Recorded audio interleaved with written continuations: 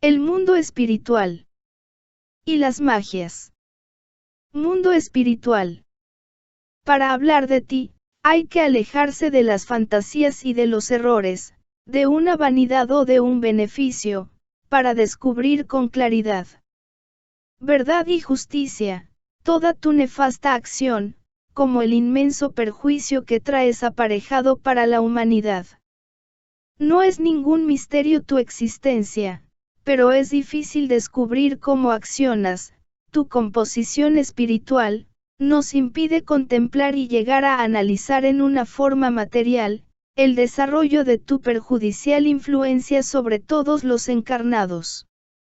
¿De qué forma se componen las fuerzas espirituales de las magias? Oh mundo espiritual de las magias, cuánto sufrimiento te debe la humanidad.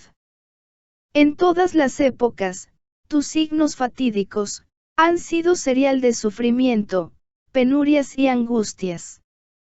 Te remontas desde la creación del mundo hasta la actualidad, en todas las épocas hubo seres que, por tu intermedio, hicieron mucho mal. Magia. ¿Qué eres? ¿De qué estás compuesta?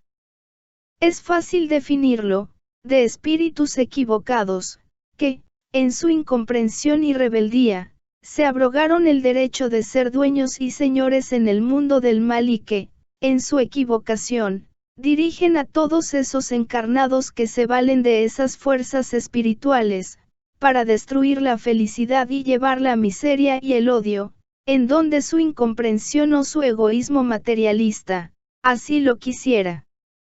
Todas las magias están compuestas de inmensas legiones de espíritus de categoría equivocada y de una inmensa rebeldía, entre ellas, las más principales y que más accionan sobre el mundo material, son las denominadas, colorada, negra y blanca. La colorada, está compuesta por espíritus que en su última encarnación practicaron vicios, cometiendo los más atroces desatinos, como los más degenerados placeres y que al rodear al encarnado le es sumamente perjudicial. La magia negra es la magia de los embaucadores y de todo ser que se valió del falso espiritismo, para comerciar con sus semejantes. En ella, están incluidas las ideologías religiosas, credos, fantasías y toda clase de secta que sustente un fanatismo. La blanca, si es cierto que es más benévola, es también perjudicial porque ampara a una enorme cantidad de seres que viven falseando la verdad, sobre la verdadera ciencia de Dios. Tanto en África, como en la India, en épocas muy remotas, había hechiceros y magos que practicaban distintas magias, las que ahora han sido absorbidas por las magias de más poder. ¿Cómo domina a los encarnados? Los encarnados, ni remotamente, tenemos una clara noción de cómo estas fuerzas espirituales, denominadas magias, obran sobre nosotros y sobre nuestros pensamientos, haciendo, que el curso de nuestra vida, tome la inclinación que ellas quieran darnos y no el que, en nuestro libre albedrío, por espíritu, quisiéramos tener. Todos los estudios psicológicos durante muchos siglos, han llegado a la conclusión, que muchas veces los encarnados, son dominados por algún no sé qué, que los lleva por, fatídicos caminos.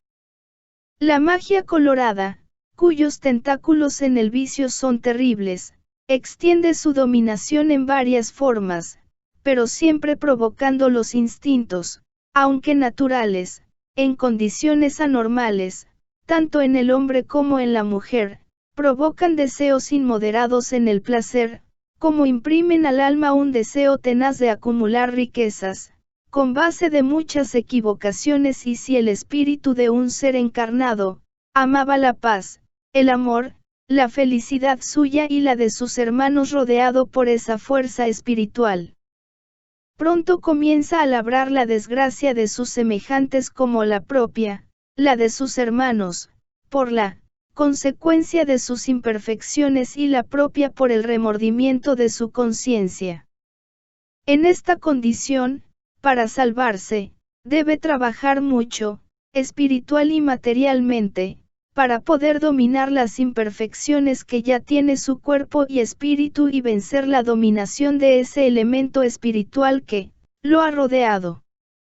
Si el elemento espiritual lo ha rodeado por el derivado de algunas pequeñas imperfecciones que hubiera cometido, es fácil subsanarlo, pero si es el producto de un trabajo espiritual hecho por un ser que practica el espiritismo en su imperfecta acción y que buscó el apoyo de ese elemento espiritual de la magia, para llevar el sufrimiento y la desesperación en este hermano, para libertarse de este elemento espiritual, tendrá que tener conocimientos, saber y estudiar lo que es la ciencia espiritual y cómo por medio de sus prácticas, volver al camino de la felicidad.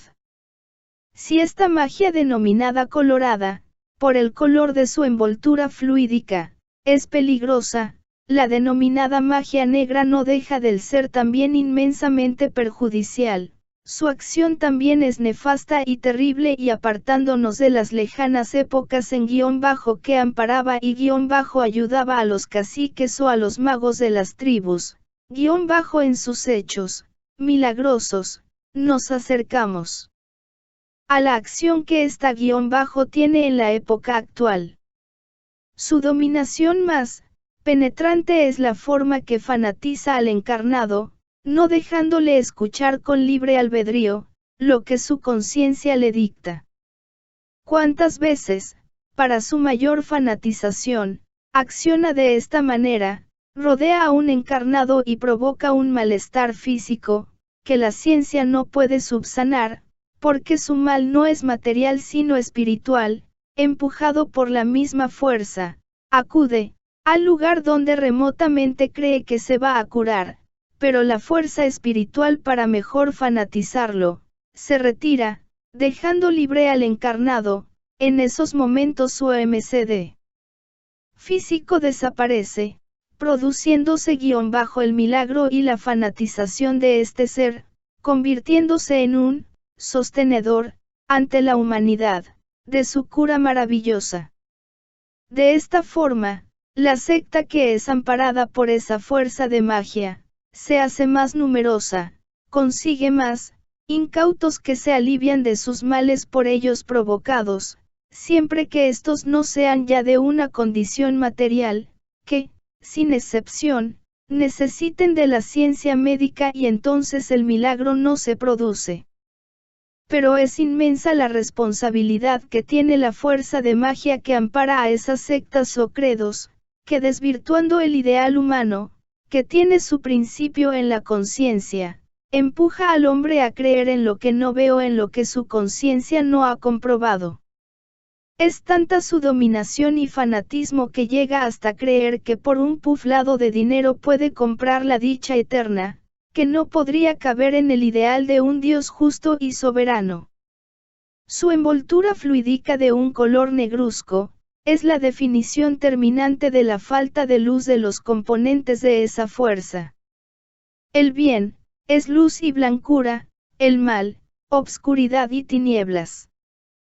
La magia blanca, denominada así por su envoltura fluídica que tiene un color nebuloso que se acerca al blanco, ha extendido su dominación en distintas ramas materiales, en una de las que más se extiende es en la hipocresía, que, bajo un aparatoso manto de bien, encierra todo el fatal designio del mal y todo ser que en su acción material demuestra una bonanza que está en desigualdad con la ruindad de su espíritu, pertenece o está dominado por esa fuerza.